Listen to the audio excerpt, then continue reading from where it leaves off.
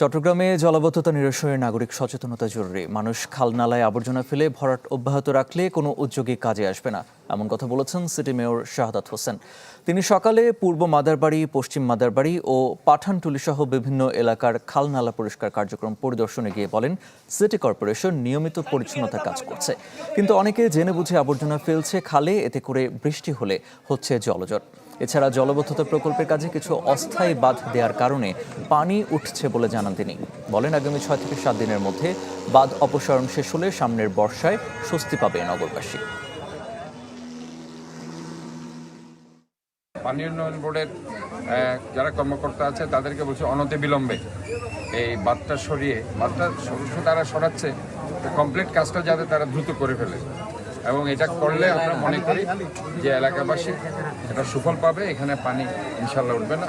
জনগণকে একটু সচেতন হতে হবে।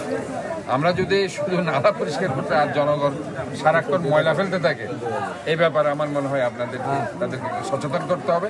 আর কিছু আপনাদেরকে আমি বলছি, যদি ডাস্টবিন লাগে আপনারাও এখানে বড় বড় স্টোর তাদেরকে বলবেন যে আপনারা, কারণ আমরা ইতিমধ্যে অনেক ডাস্টবিন দিয়েছে, ডাস্টবিন চুরি হয়ে যাচ্ছে। কাজে স্ব এলাকাতে যদি তারা ডাস্টবিন কিনে রাখতে পারে তাহলে একটু সচেতন হবে।